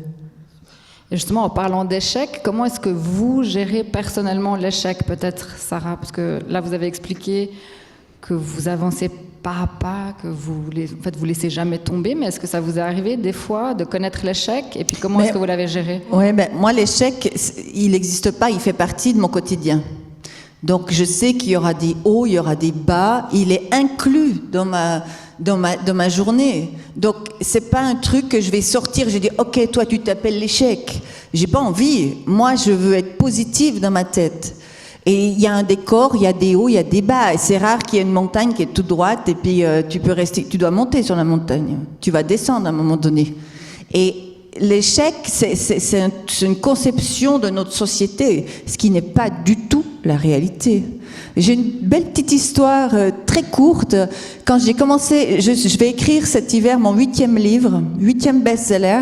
Et quand j'ai dit à mon entourage que j'allais écrire un livre, on m'a dit, Sarah, tu peux faire plein de choses, tu sais. Mais écrire, non.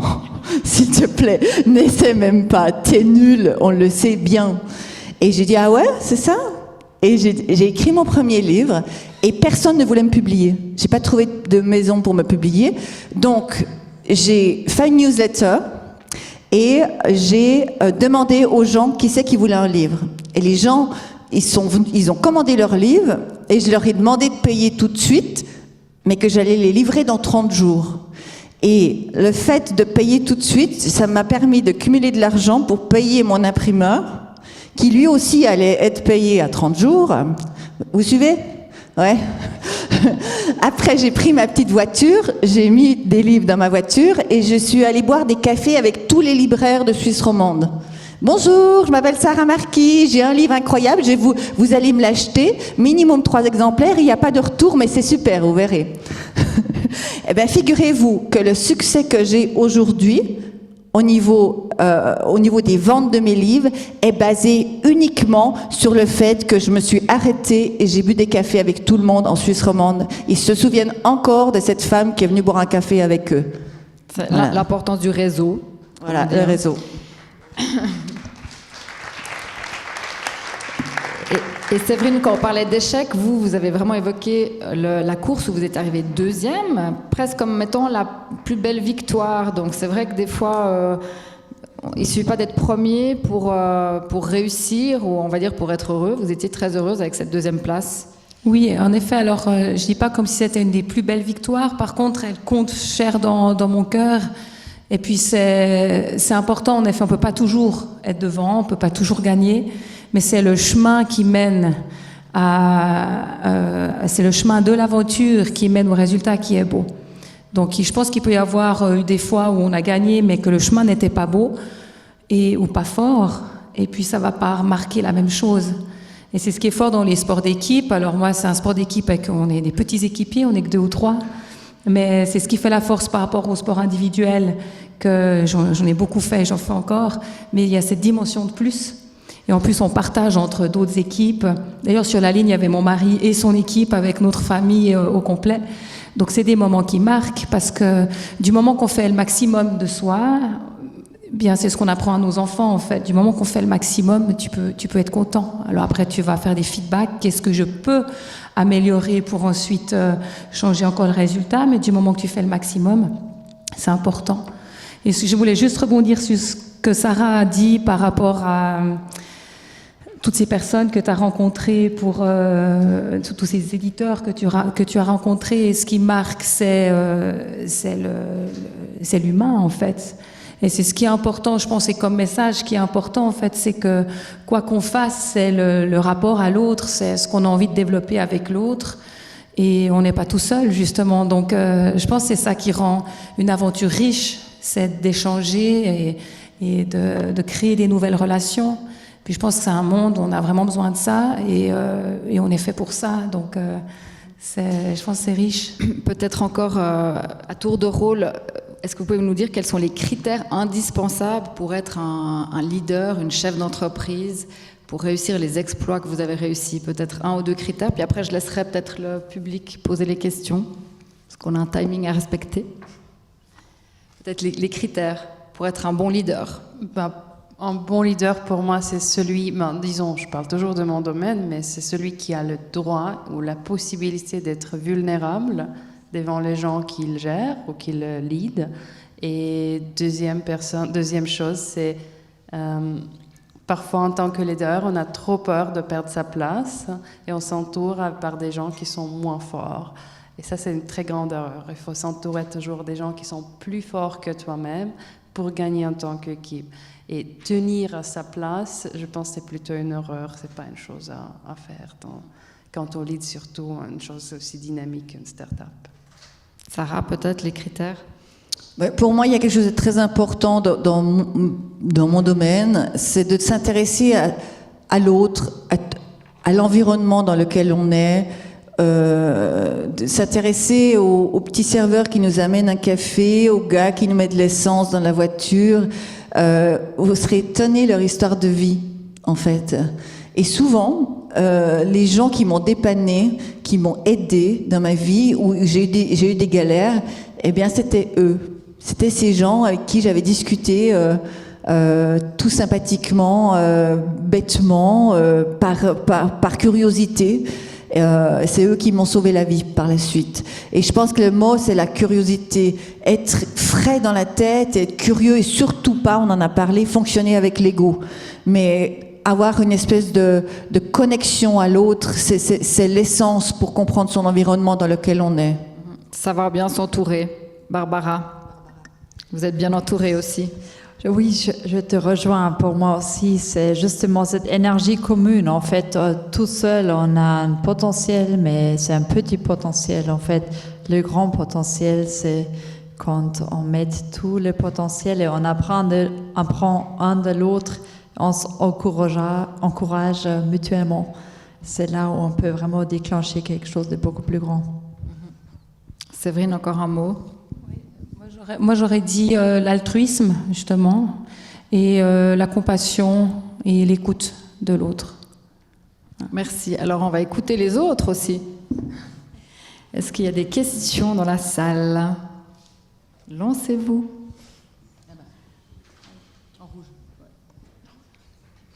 Oui, bonjour à toutes.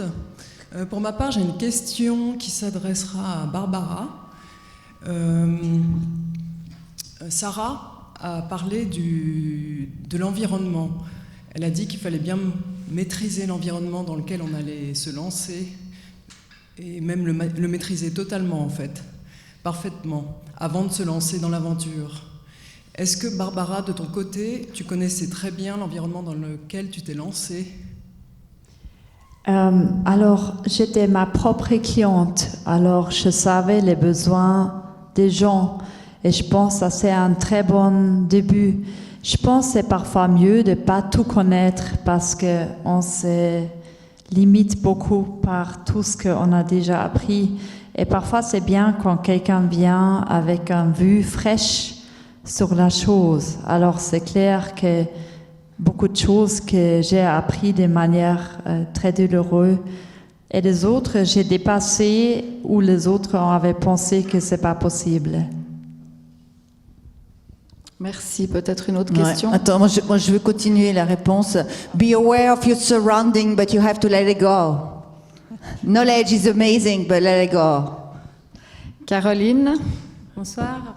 Moi, ma question, c'est pour Sarah. Je voulais savoir si dans son environnement, l'équipe suisse t'a déjà incité fortement à renoncer et tu as tenu finalement, tu as fait la forte tête et tu es resté dans ton aventure. Et ma deuxième question, qui est devenu ton mari aborigène? Ah, j'ai remplacé. Non, bon, alors pour répondre à ta première question, je ne sais pas qu'est-ce qui te fait penser que j'ai une forte tête déjà. Non, alors c'est une super question. Est-ce que mon équipe m'a déjà influencé dans une de mes décisions? Alors il est clair que mon équipe, on l'a parlé dans le team, est là pour te supporter, tu vois, c'est une équipe qui fait qu'un jour j'arrive à passer la ligne d'arrivée. Je ne suis pas toute seule. Donc cette équipe, c'est des supports, c'est des blocs solides. C'est pas un bloc qui va me remettre en question. C'est un bloc qui va m'élever. Parce que ce bloc, j'ai passé des mois avec eux. On a préparé l'expédition ensemble. On a imaginé tous les plans possibles, plan A, plan B, point C, point Y. Et si cela ne fonctionne pas, c'est à moi de gérer. C'est moi qui suis sur le terrain. Voilà. Mais l'équipe est très importante, elle est vraiment primordiale on l'a vu en Tasmanie, il a fallu en fait faire venir un hélicoptère et cet hélicoptère, comme j'ai pas eu de soleil pendant 3 mois, mes batteries étaient au plus bas, j'ai pas pu communiquer et je pouvais pas recharger mes batteries. J'avais un trait sur mon téléphone satellite pour pouvoir discuter avec ma chef d'expédition en Suisse. D'ailleurs, c'est un all-woman team, cette expédition-là, hein, pour le préciser. Eh bien, ma chef d'expédition, avec un trait sur mon téléphone satellite, elle a dû tout organiser. Donc, c'est un protocole qu'on a anticipé. Elle a dû ouvrir la Files Emergency et puis suivre le protocole. Et puis, elle avait un trait pour me donner toutes les informations précises en un coup. Voilà, donc c'est là où la précision, l'organisation, et Séverine en a parlé de cette connivence, de cette espèce de... Elles jouent aux cartes, ils sortent, ils se connaissent vraiment profondément. Sandrine, ma chef d'expédition, savait exactement comment je me sentais dans cette situation-là. Dans quel état d'esprit j'étais? Est-ce que j'étais au bout ou est-ce que j'ai encore des réserves? Est-ce qu'on peut encore lui demander de faire 1 kilomètre de plus pour que l'hélicoptère puisse atterrir ou pas? Et là, c'est cette connivence de base de préparation qui est importante. Et mon mari aborigène, il est mort sûrement, parce qu'il était très vieux. Merci. Encore une question? Voilà. Alors, je vous donne à chacune une baguette magique. Pendant 5 minutes, vous êtes chacune un homme, chef d'État. Ou directeur, ou je ne sais pas.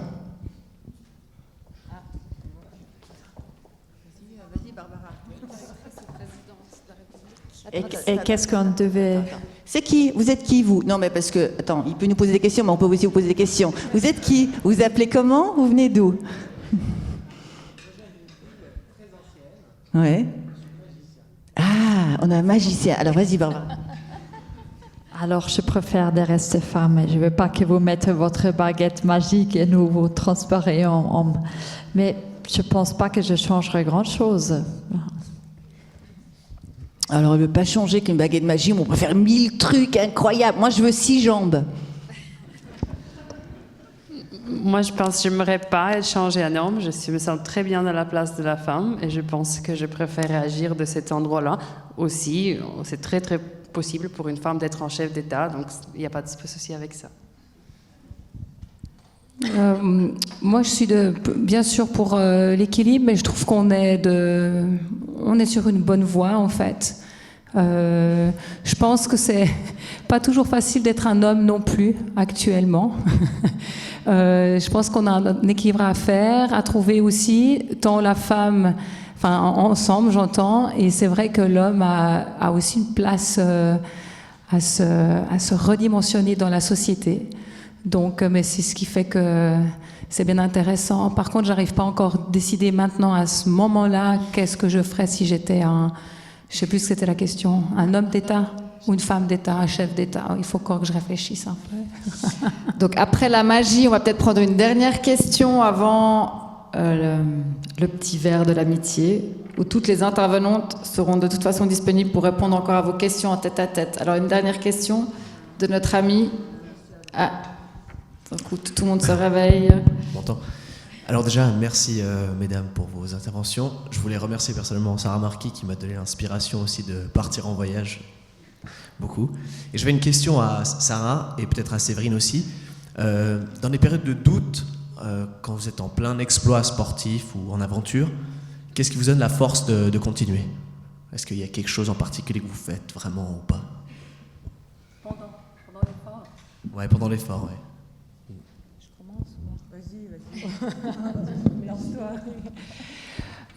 Personnellement, c'est encore quelque chose que je dois améliorer. C'est déjà bien là, mais je vais essayer, comme l'a dit Sarah, d'amener le plus possible de positif. J'avais aussi suivi une conférence avec Mike Horn. Il laisse rien sortir, il laisse rien rentrer il va penser qu'il y a des fleurs, il va pas laisser rentrer une racine, parce qu'il dit s'il y a la racine qui rentre, après il y a le reste qui vient. Donc je suis un peu en apprentissage encore avec ça. Mais c'est vrai qu'alors après, d'un point de vue physique, c'est tout pendant l'entraînement en fait que ça se passe, parce que c'est des schémas internes. À quoi je vais penser quand ça va pas? C'est clair que si je me retourne puis que je me dis ah zut elle est là, c'est déjà laisser une place à la personne qui va revenir et moi qui vais m'affaiblir. Donc il faut plutôt me dire ah c'est super, c'est bien ce que tu fais, oh, elle est là, c'est génial, continue à côté d'elle. Essayer de trouver le plus de schémas possibles et positifs pour aller de l'avant. Donc pour ma part, ça me parle bien ce que disait Sarah. Et je vais continuer encore sur des voies de yoga, de méditation aussi pour trouver des schémas internes. Parce que quand ça va bien, c'est facile, mais c'est quand ça devient plus difficile que c'est plus engageant. Donc il faut les travailler, ces schémas, et l'entraînement est extrêmement important pour ça. Alors moi j'ai 2 techniques, j'ai la technique du salami et la technique du calculage de pas. Donc quand tout va mal, je calcule mes pas. Pourquoi? Parce que c'est un schéma de l'esprit, c'est l'intellect qui commence à broyer du noir. Donc je l'occupe. Donc il calcule 1, 2, 1002, 1200, 1222, 2123, 1224. Pendant qu'il est occupé à faire ses calculs, moi je peux positiver de l'autre côté. Et ça, c'est très important. Il ne faut jamais laisser l'intellect prendre le dessus sur le broyage de choses négatives. C'est comme un virus. S'il y a 0,0001% de négatif, ton système, il est hacké. Donc, il faut rien laisser passer. Puis la deuxième technique, c'est la technique du salami. Dans une journée, quand je commence ma journée, c'est une journée de M, eh bien, je coupe la journée. Donc, c'est-à-dire que je sais que j'ai 12 heures de marche, c'est la galère, il pleut, il fait froid, j'ai encore de ces troncs, pas possible, plus grands que moi à traverser, je vais retomber de l'autre côté, je sais pas si à chaque fois quand je retombe de l'autre côté, je vais me casser la gueule ou pas. Ce que je vais faire, c'est que je vais couper la journée. Donc je la coupe en 2, mais une fois que j'ai coupé en 2, je vois que ça avance pas, donc je la coupe en 4 et puis ça avance toujours pas. Je finis par couper par heure et ça avance toujours pas et je commence toujours à boire du noir. Et bien ce que je fais, je la coupe tous les 5 minutes. à ce point-là. Donc, tous les 5 minutes, je me dis, dans 5 minutes, je fais une pause. 5 minutes, je tire 5 minutes, je réfléchis pas, je mets la tête en bas et je tire. Je tire tout ce que je peux sur toutes mes forces et au bout de 5 minutes, je regarde ma montre. Et je me dis, yes, Victory Dance, on salue toujours ces petites victoires et next, 5 minutes plus tard, 10 minutes plus tard, je me dis, tiens, je peux faire 10. Mais alors la journée, elle est longue, hein. Mais j'ai survécu. À la fin de ma journée, je vais dans mon sac de couchage et je m'endors. Et ça, c'est une victoire pour moi. Ça, c'est des journées. Et c'est là la force de ce feu dont je vous parlais, de ce feu lumineux qu'il faut attiser à l'intérieur. C'est vrai que par exemple sur une patrouille, il y a des gens qui partent de Zermatt et qu'on arrive à Verbier. C'est juste, attends. Oui. De Zermatt qu'on arrive à Verbier, c'est pas une bonne chose de se dire oh là là, Riedmatten, ça va être horrible. Parce qu'en fait, ça sert absolument rien déjà de penser à ça, donc ça revient exactement au même. Donc tu prends déjà ça, après tu dis ah, puis là on va mettre les pots, ah, puis là on va devoir s'encorder, puis là on a la partie encordée, puis là on va mettre la veste. Puis c'est tout des petits bouts mis ensemble qui vont faire qu'ensuite tu vas arriver à Verbier. Mais dans un état en plus difficile, si tu vas déjà t'imaginer que tu as encore la rosa blanche à faire, c'est fichu. Donc c'est vrai qu'il faut les prendre petit à petit, et puis en fait souvent ça tourne, on a l'impression d'être au fond des Gaules, et d'un coup tu dis tiens, je ne sais pas ce qui s'est passé, et puis hop, ça a donné le tour. Merci, alors si vous êtes d'accord, on posera les dernières questions dans le hall. Il y a encore une dernière question qui est vraiment cruciale. Ok. Alors, on laisse la dernière question. Ma question n'est pas cruciale, mais 2 observations que je fais. Très rapidement, d'abord, je salue la ténacité extraordinaire qui est celle de la vôtre, de chacune de vous, mesdames. C'est absolument magnifique. Et j'ai envie de dire, c'est un très bon exemple pour les futurs entrepreneurs que j'accompagne souvent, à savoir qu'une des qualités essentielles qu'il faut pour créer une entreprise, c'est la ténacité. Et là, vous avez du courage et de la ténacité toutes. C'est absolument, je suis complètement épaté devant ce que vous avez fait. La deuxième remarque très rapide que je relève, suite à la question qui a été posée par cet interlocuteur devant, c'était de dire est-ce que vous aimeriez être changé en homme? Eh bien, je relève en tant que médiateur, puisque je suis quelqu'un qui concilie les gens, je relève le fait que pratiquement chacune de vous est très contente d'être dans le rôle de femme et dans le rôle de ce qu'on pourrait appeler un peu les challengers. Mesdames, si vous étiez des hommes, seriez-vous aussi heureuses? Visiblement pas. Bravo. Merci. Alors, on va applaudir nos 4 intervenantes. Bravo. Au parcours incroyable. Bravo. Et merci à l'organisation, à l'Uni de Genève, à Genilem. Et puis on vous attend pour un verre de l'amitié. Donc si j'ai bien compris, c'est à droite de la salle.